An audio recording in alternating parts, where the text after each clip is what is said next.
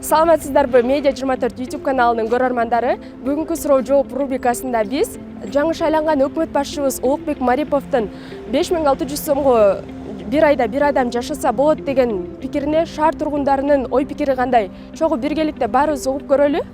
Жок, 5600 жетпейт. Эмнеге? Кымбаттап кетпеди бүт баары. Жашаганга болбойт, ал никак прожиточный минимумга да жетпейт да. Кишиге, например, бир баланын эле памперсинин немеси 1000 сом да, а тамак ашты уже не говоря, 5000 сом это вообще жетпейт. Минимум 30-40 миң, а 5000 это уже просто смешно да, мындай айткандачы.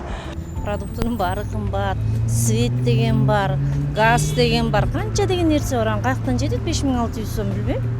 Эч кандай жетпейт. 5600 эмес алган айлыгыбыз билбейм. Биздики алса эле 8000, 10-15 миң алгандардыкы деле жетпейт. Балдар бар, садикке барчылар бар, школго барчылар бар. Эч кандай жетпейт.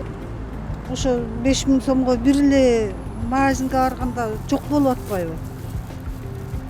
Ал бир жаңгыс бой киши да жашай албайт ага. 5600 сомго бир айда жашаганга болбойт. Бир адамга 5600 сом жетеби? Жетпейт да. Эмнеге? Анын азыр эле продуктун канча? 5000 жетпейт, 5500 деле жетпейт. Бир кишиге 5000 жетпейт, бери жагы жок дегенде минимум 10 миң болуш керек. Өзүң көрбөсүңөр, 500 сом болот, баары деле кымбаттап атат анан. Маршруткалар мыналар 15 сомго сиз жетет анан. Жалган сүйлөгөн мына неметип сүйлөш керек кичине. Ылдый жакка түшпөй, анан калп өйдө жактан сүйлөй берет. Бир айда 5600 сом бир адамга жетеби? Эми бир адамга 5600 сом бир адамга эмес, бир адамдын жартысына да жетпейт да. Алга 5600 сомго бир магазинге кирип бир баштык продукт алсаң эле жетет, андан башкага жетпейт. 5600га студенттер да жашай албайт. Жетпейт.